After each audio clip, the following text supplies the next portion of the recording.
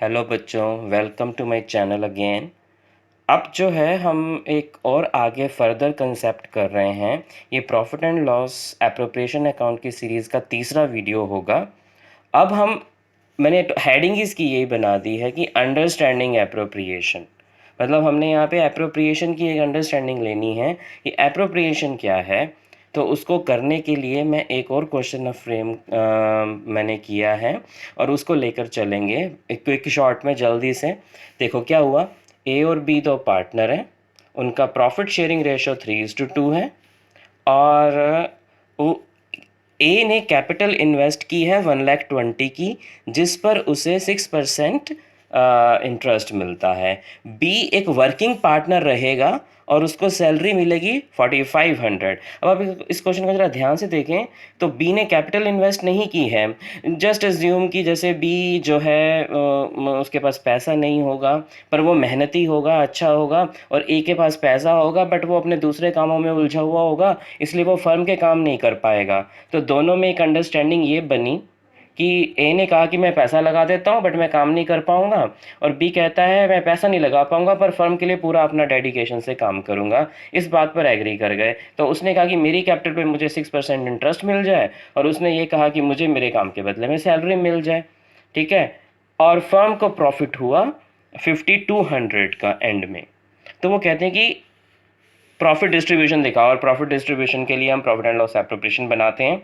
But यहाँ आगे बढ़ने से पहले हम सॉल्यूशन में जो करते हैं वो क्या हुआ कि ए का इंटरेस्ट जब निकाला तो वो निकला 7200, बी की सैलरी देनी है 45, कुल मिला के अमाउंट देना पड़ेगा 11,700 का।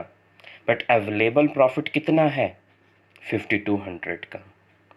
ठीक है, अब इतने से अमाउंट में से 11,700 तो नहीं निकाला जा सकता। यहीं पर ये बात आती है एप्रोप्रिएशन की कि दोनों ही अमाउंट, इंटरेस्ट ऑन कैपिटल और सैलरी, पार्टनर्स को देने वाले अमाउंट हैं और वो एप्रोप्रिएट करने हैं आउट ऑफ प्रॉफिट्स। ठीक है, अब ये प्रॉफिट्स में से एप्रोप्रिएट करने के लिए हम क्या करेंगे, नीचे कैलकुलेशन करी कि ए के इंटरेस्ट ऑन कैपिटल और बी की सैलरी का एक रेशो बना लिया। 7,200:45, यानी कि 8:5 आ गया। यानी कि अब ये जो प्रॉफिट होगा ये पार्टनर्स के बीच में 8:5 के रेशो में बटेगा, ना कि उनकी प्रॉफिट लॉस रेशो में, क्योंकि प्रॉफिट इतना है ही नहीं कि ये दोनों अमाउंट पूरे पूरे दिए जा सकें। एप्रोप्रिएटली 5,200 में से दिए जा सकेंगे। वो एप्रोप्रिएशन निकालने के लिए हमने उन्हीं अमाउंट्स का रेशो बना दिया ए और बी के बीच में, और ए और बी को 5200 में से ए को मिलेगा 8/13 और बी को मिलेगा 5,200 × 5/13। तो ए को जो इंटरेस्ट ऑन कैपिटल है वो 7,200 नहीं मिल पाएगा बल्कि 3,200 मिलेगा, और बी को अपनी पूरी सैलरी 4,500 नहीं मिलेगी बल्कि सिर्फ 2,000 रुपीज़ मिलेगी, appropriately out of profit.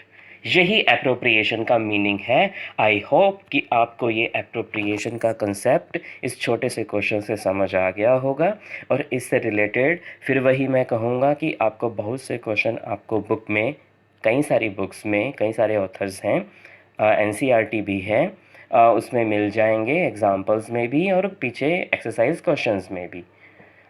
Thank you for watching. Bye bye.